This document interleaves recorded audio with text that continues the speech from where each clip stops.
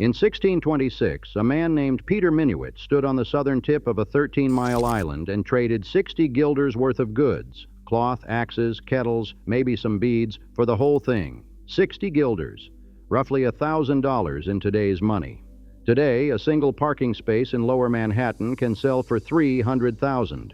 The island Minuit purchased from the Lenape would become the most valuable piece of real estate on Earth, the capital of American ambition, and the place where more fortunes were made and lost than anywhere else in the Western Hemisphere. This is the story of New York City. But before Minuit ever set foot on Manhattan, the Dutch had already identified what made this harbor extraordinary. Henry Hudson sailed into the bay in September of 1609, aboard the Halve Maen, working for the Dutch East India Company, looking for a northwest passage to Asia. He didn't find one. What he found instead was a deep, ice-free harbor at the mouth of a river that ran more than 150 miles into the continent, a river the Dutch would call the North River, and we know as the Hudson. That harbor was sheltered from the open Atlantic by Staten Island and Long Island, and it had tidal currents that flushed it clean. For a trading nation obsessed with moving goods by water, it was close to perfect. The Dutch West India Company moved its trading post from Governor's Island to the southern tip of Manhattan in 1625 and began building Fort Amsterdam. The settlement they called New Amsterdam was never, in its Dutch years, a large place. By 1664, when the English showed up with warships and took it without firing a shot, the entire colony of New Netherland held perhaps 9,000 people, with maybe 1,500 living in the town itself. Peter Stuyvesant, the peg-legged director general who had spent 17 years trying to whip the unruly colony into shape, surrendered because he didn't have the ammunition to do anything else. The English renamed it New York, after the Duke of York, and mostly left the Dutch residents alone. They kept their property, kept their language for a generation or two, and kept their street plan, which is why, to this day, the streets in the financial district wander and curve like lanes in a European village, while everything above Houston follows a grid. What the Dutch left behind was more than a street pattern. They left a temperament. New Amsterdam had been a trading post first and a colony second, and it attracted people from everywhere. At one point, 18 languages were spoken in a settlement of fewer than 2,000 people. The Dutch didn't particularly care what god you prayed to, as long as you paid your debts. That commercial pragmatism, the idea that a city exists to do business, and that business works best when you leave people alone, burrowed into New York's foundations and never left. For more than a century after the English takeover, New York grew steadily, but not spectacularly. In 1790, the first federal census counted about 33,000 residents, making it the largest city in the new republic, but not by much. Philadelphia was close behind. New York served briefly as the nation's capital. George Washington took the oath of office on the balcony of Federal Hall at the corner of Wall and Broad Streets in April of 1789. But the capital moved to Philadelphia the next year, and then to Washington. New York would have to find another reason to matter. It found one in 1825, and that reason was a ditch. The Erie Canal was DeWitt Clinton's obsession, a 363-mile waterway carved across upstate New York to connect the Hudson River to the Great Lakes. Critics called it Clinton's folly. It took 8 years to build, using 9,000 laborers, many of them Irish immigrants, digging with shovels and axes through limestone and swamp. When it opened on October 26, 1825, Governor Clinton sailed from Buffalo to New York City and poured a barrel of Lake Erie water into the Atlantic, a ceremony he called the Wedding of the Waters. The effect was instantaneous. The cost of shipping a ton of cargo from New York to Buffalo dropped from $100 to under $9. Within a few years, the canal was carrying freight worth more than all the goods shipped down the Mississippi to New Orleans. 500 new businesses opened in New York City in just the first months after the canal opened. The port, which had been the 7th busiest in America in the 1790s, became the busiest by 1830. Grain poured in from the Midwest, and manufactured goods flowed back. Banks sprang up to finance the trade. Insurance companies formed to cover the risk. Law firms multiplied to write the contracts. New York City had found its engine, and the engine was moving things. Goods, money, people, information, faster and cheaper than anyone else. By 1840, the city's population had passed 300,000. By 1860, it was over 800,000, and New York was the undisputed commercial capital of the United States, with 250,000 more residents than Philadelphia. South Street along the East River was known as the Street of Ships. Clipper ships, packet boats, coastal schooners, and grain barges packed so tightly along the wharves that their masts looked like a bare winter forest. Warehouses and counting houses crowded the blocks behind the docks. The Fulton Fish Market, opened in 1822, was becoming one of the busiest wholesale markets in the country. Its floors slick with ice and scales at 4 in the morning, its vendors shouting prices while Manhattan was still dark. The wealth pouring through the port created something New York had never had before, a class of people rich enough to reshape the city in their own image. And they did, starting with the places they ate, slept, and entertained themselves. Delmonico's, which had started as a small pastry shop on William Street in 1827, grew into the most famous restaurant in America, a place where you could order lobster Newburgh and baked Alaska, dishes the restaurant itself invented, in a dining room of white linen and French service. John Jacob Astor, who had made his first fortune in the fur trade and his second in Manhattan real estate, built the Astor House Hotel on Broadway in 1836. 300 rooms, the finest in the country, with indoor plumbing on every floor at a time when most Americans still used outhouses. Astor understood something that would define New York for the next century. In this city, the building was the business. Buy the land, put up something grand, and the land beneath it would make you richer than the building ever could. By mid-century, the ambition had moved north up the island. Central Park, designed by Frederick Law Olmsted and Calvert Vaux, opened in stages beginning in the 1860s. 840 acres of sculpted landscape carved from rocky, swampy terrain that had previously been home to communities of Irish and black residents who were evicted to make way for it. The park cost more than $14 million over 20 years. Along its southern and eastern edges, the mansions of the newly rich began to rise. Limestone and brownstone facades, carriage houses, parlors with 14-foot ceilings, and marble fireplaces. Fifth Avenue above 59th Street became the most desired residential address in America. The Astor family alone owned so much Manhattan real estate that their rental income exceeded the total tax revenue of most American states.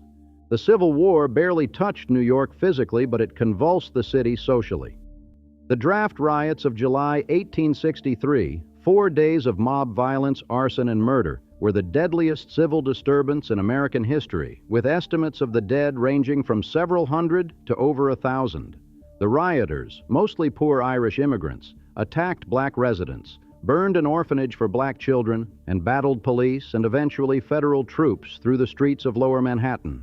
The violence revealed a city divided between extraordinary wealth and desperate poverty, a division that would define New York as much as its skyline. But it was in the decades after the war that New York became, unmistakably, New York. Between 1870 and 1900, the city's population nearly doubled, from just under 1 million to over 3 million, once you counted Brooklyn, which was consolidated into Greater New York in 1898. Immigration drove the growth. The Lower East Side became the most densely populated place on Earth. By 1900, parts of it held more than 300,000 people per square mile. Italian and Eastern European Jewish immigrants poured into tenement buildings on Mulberry Street, Hester Street, Orchard Street, living 6 and 8 to a room in apartments with no windows, no ventilation, and a single privy in the courtyard shared among dozens of families. And yet, out of those tenements came an economy. The garment industry, New York's largest employer by the turn of the century, was built almost entirely on immigrant labor. By 1910, 70% of the women's clothing made in the United States and 40% of the men's was produced in New York City.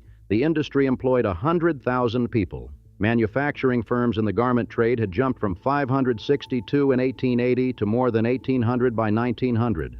Jewish immigrants from the Russian Empire brought tailoring skills that matched perfectly the industrial machinery arriving in American factories, and their sons and daughters filled the cutting rooms and sewing floors of buildings throughout Lower Manhattan.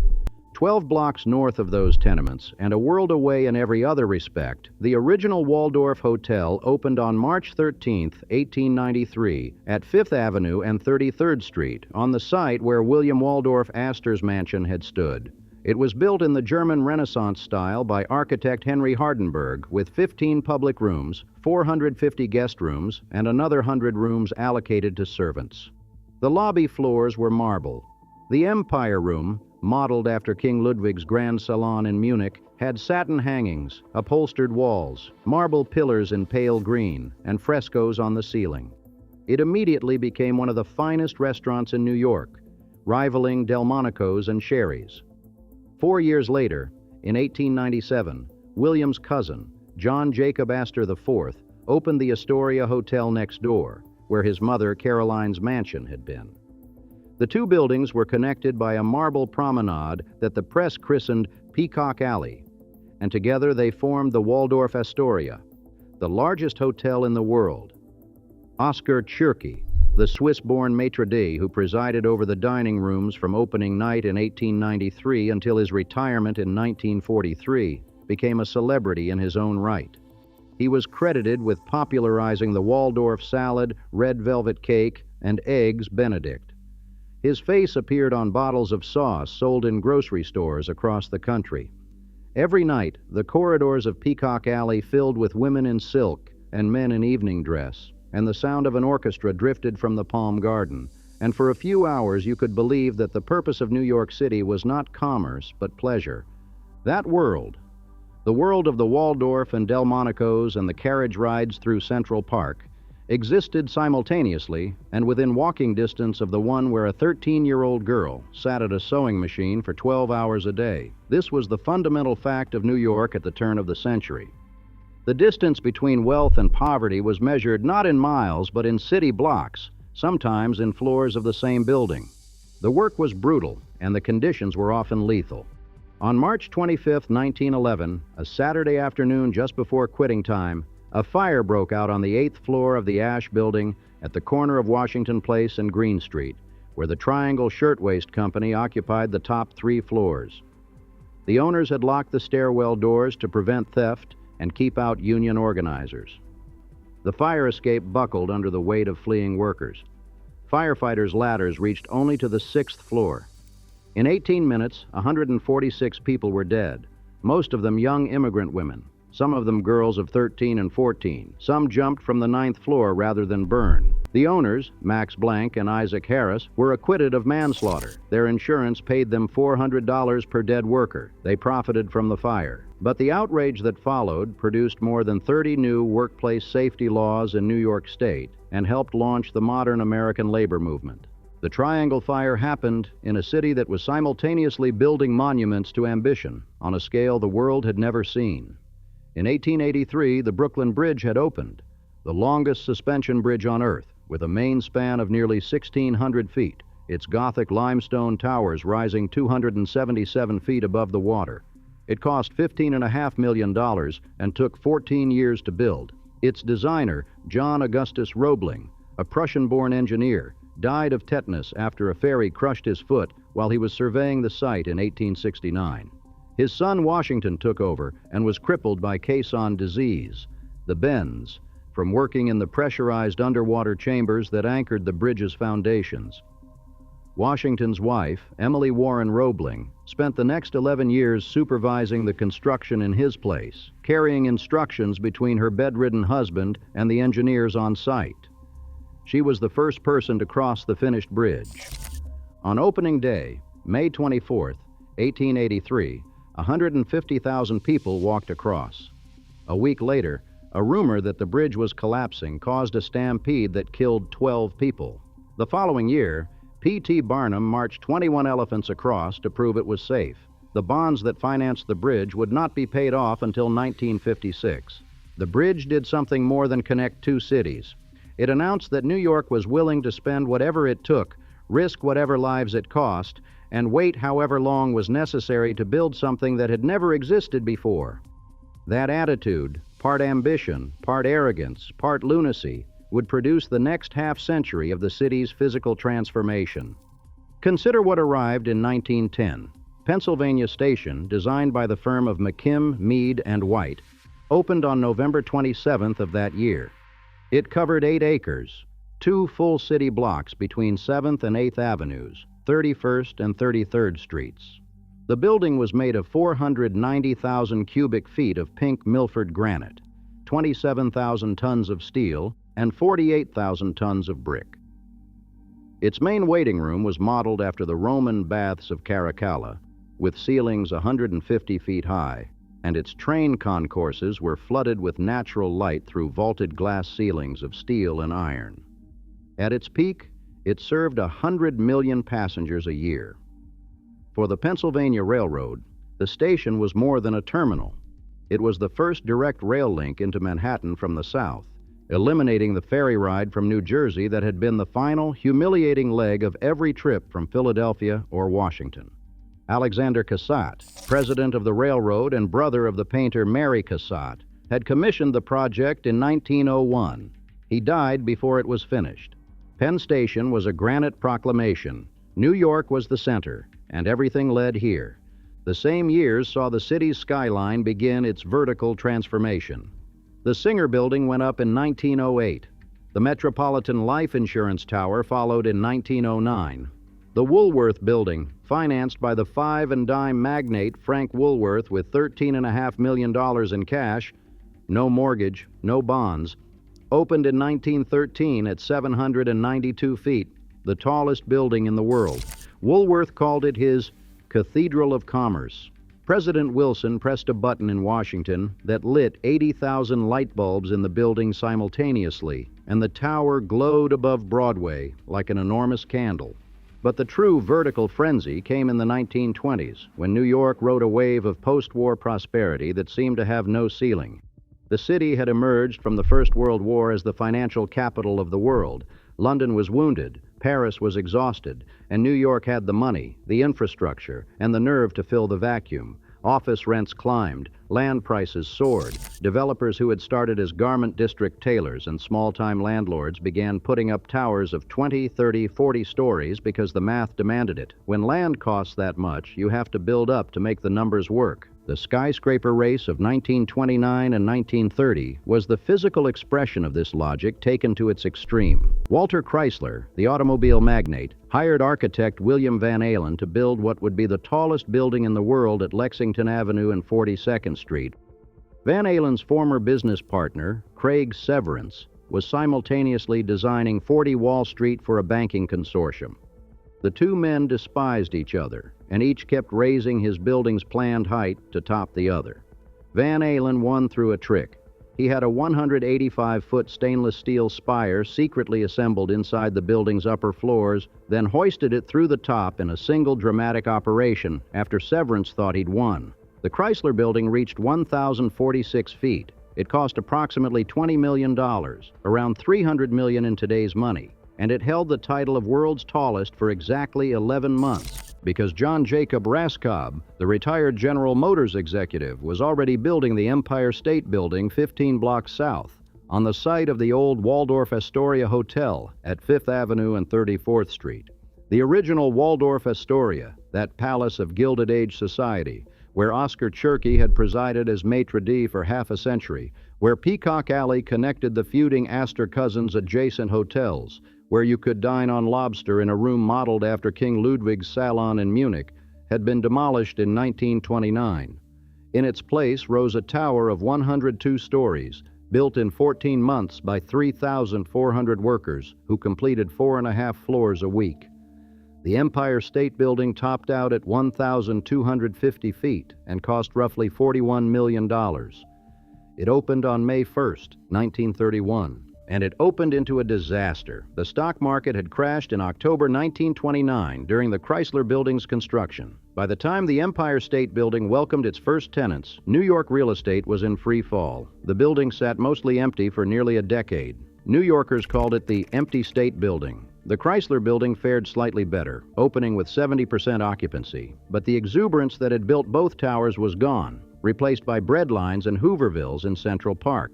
It is worth pausing here, at the peak, because what New York built between 1880 and 1930 is still, in many ways, the city that people picture when they close their eyes. The grand hotels, the Waldorf Astoria, reborn on Park Avenue in 1931 with its Art Deco towers and bronze lanterns, the Plaza on Central Park South, the St. Regis on Fifth Avenue. The theaters, by the 1920s, Broadway had more than 80 legitimate theaters, and on a Saturday night in Times Square, the marquees threw so much electric light into the sky that you could read a newspaper on the street at midnight.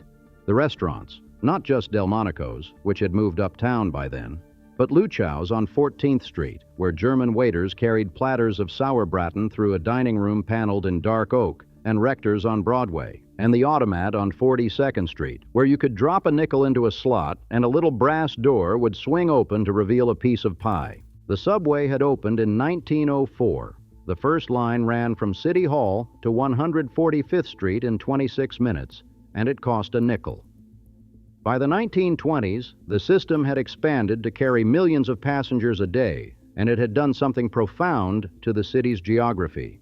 It made the Bronx, Brooklyn, and Queens accessible in ways they hadn't been before, and the population of those boroughs exploded. Queens went from a scattering of farms and villages to a dense urban landscape in a single generation, and the port, always the port. By 1910, it was the busiest in the world.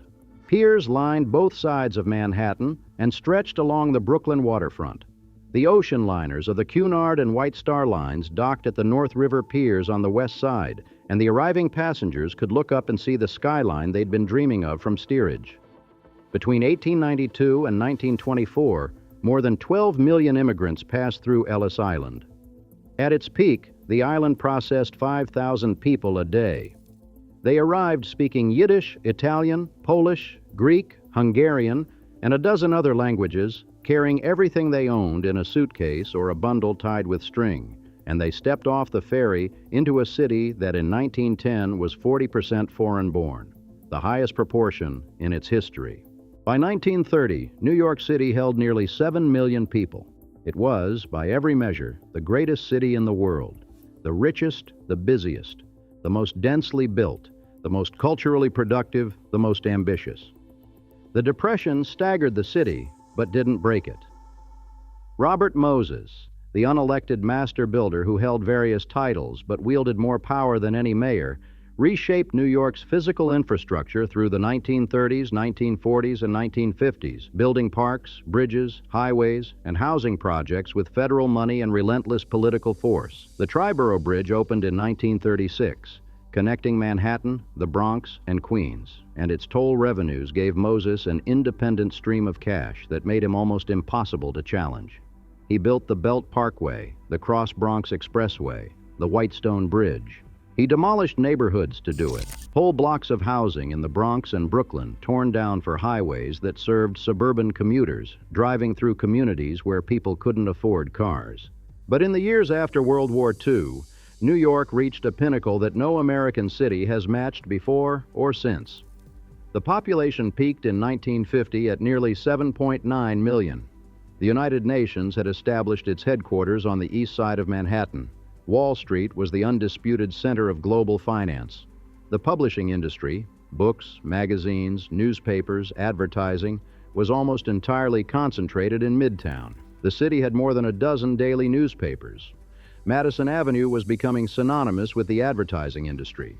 Television was being invented essentially in the studios of Rockefeller Center, where NBC had been broadcasting since the building opened in 1933. On a weekday morning in 1950, the sidewalks of Midtown were a river of hats, men in fedoras and women in pillbox hats streaming out of Penn Station and Grand Central, moving in dense currents toward offices in the Garment District, the Financial District, the publishing houses along Park and Madison Avenues. The lunch counters were full by noon. The newsstands sold 7 different newspapers. The shoeshine men worked the corners of 42nd and Broadway. At 5 o'clock, the current reversed, and the same hundreds of thousands flowed back to the trains and subways, and the restaurants began to fill for the evening. And it had arrived at that position through a logic that was, in hindsight, both brilliant and fragile. It was a city built for moving things. Ships moved goods. Trains moved people. Elevators moved workers. The subway moved everyone. The economy depended on density, on getting as many people and as many businesses as possible into the smallest amount of space, because proximity was what made the whole machine work. The factory needed to be near the pier. The bank needed to be near the factory. The restaurant needed to be near the bank. The theater needed to be near all of them. Penn Station was the granite monument to this logic. It stood for the principle that people came to New York by rail, that the railroad was the artery of the city's life, and that a great station was a civic duty, not just a commercial convenience. It was the front door of the city, and it was built to make you feel the moment you stepped inside that you had arrived somewhere that mattered. In 1955, the Pennsylvania Railroad, hemorrhaging money as Americans bought cars and booked airplane tickets, quietly sold the air rights above Penn Station. The deal meant that the building's above-ground structure would be demolished and replaced by Madison Square Garden and a pair of office towers. The train platforms would remain underground, buried beneath the new development, confined to a cramped, low-ceilinged warren that the architectural critic Ada Louise Huxtable would later call a masterwork of discomfort. Demolition began on October 28, 1963. The pink granite columns, the vaulted glass ceilings, the eagles, 22 stone eagles that had lined the rooftop, were carted away. Much of the stone ended up in a landfill in the meadowlands of New Jersey. The building was 53 years old. Architects picketed. The New York Times published an editorial that concluded with a line that became famous: "Any city gets what it admires, will pay for, and ultimately deserves." The demolition of Penn Station did not save the Pennsylvania Railroad, which merged with the New York Central in 1968 and went bankrupt in 1970, at the time the largest corporate bankruptcy in American history. But it did produce one lasting consequence. The outrage over Penn Station's destruction led directly to the creation of New York City's Landmarks Preservation Commission, which in turn saved Grand Central Terminal from the same fate a decade later, when Jacqueline Kennedy Onassis joined the fight to block a Marcel Breuer Tower from being built on top of it.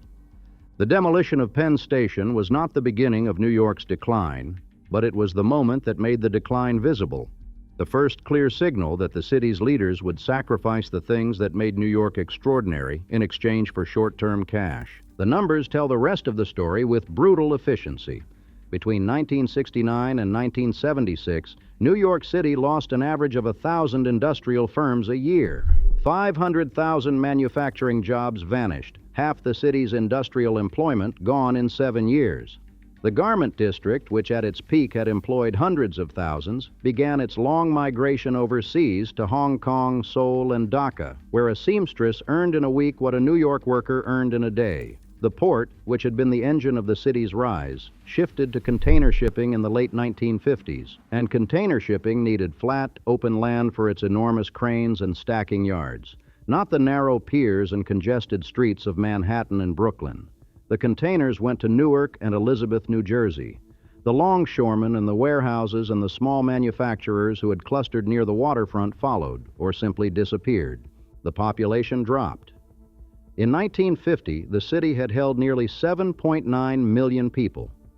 By 1980, it was down to 7.07 million, a loss of more than 800,000 residents, mostly white middle-class families who followed the new highways to the suburbs of Long Island, Westchester, and New Jersey, to places like Levittown, where a returning veteran could buy a house with a yard for under $10,000. Why rent 4 rooms in Brooklyn when you could own a whole house on Long Island and drive to work on Robert Moses's expressways? The math was obvious. The families who left took their tax dollars with them. The city's tax base shrank as its obligations grew. The subway, which had cost a nickel when it opened in 1904 and still cost a nickel in 1948, had reached a fare of 35 cents by 1975, and the trains were still falling apart, their cars tagged with graffiti, their stations reeking of urine, their schedules unreliable. The school system was in turmoil. Crime was climbing toward levels that would make New York synonymous with danger in the American imagination. By 1975, New York City had run out of money. Its outstanding debt had ballooned to over $14 billion. The banks refused to lend. Mayor Abraham Beame stood at the edge of outright bankruptcy, scrambling for loans that nobody wanted to make. When the city appealed to the federal government, President Gerald Ford initially refused to help, prompting the famous New York Daily News headline, "Ford to City, Drop Dead." Ford eventually signed legislation providing federal loans of $2.3 billion a year for 3 years. 50,000 city employees were laid off. Services were slashed. Subway cars were covered in graffiti. Times Square filled with peep shows and drug dealers. The South Bronx burned, literally building after building torched by arsonists or abandoned by landlords who found it cheaper to collect the insurance than to maintain the property. The Chrysler building, that gleaming Art Deco jewel that had briefly been the tallest in the world, saw its occupancy rate drop to 17% in the early 1970s. Successive owners cut maintenance, drilled lights into the painted lobby ceiling, and used the spire to store junk. The building that had embodied the city's highest ambitions became a monument to its neglect. New York would recover, of course, unevenly, incompletely, through a combination of Wall Street's resurgence in the 1980s, a crackdown on crime in the 1990s, and the relentless global demand for what the city still offered: density, talent, capital, and attention. The population climbed back above 8 million by the 2000 census and kept rising. New towers rose along what became known as Billionaires Row, south of Central Park. Pencil-thin residential skyscrapers where apartments sold for $50 and $100 million to buyers who might visit twice a year. The waterfront that had once handled cargo became a landscape of luxury condominiums and jogging paths.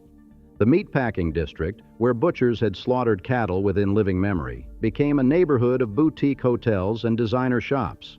But the city that emerged from the crisis was not the same city that had entered it.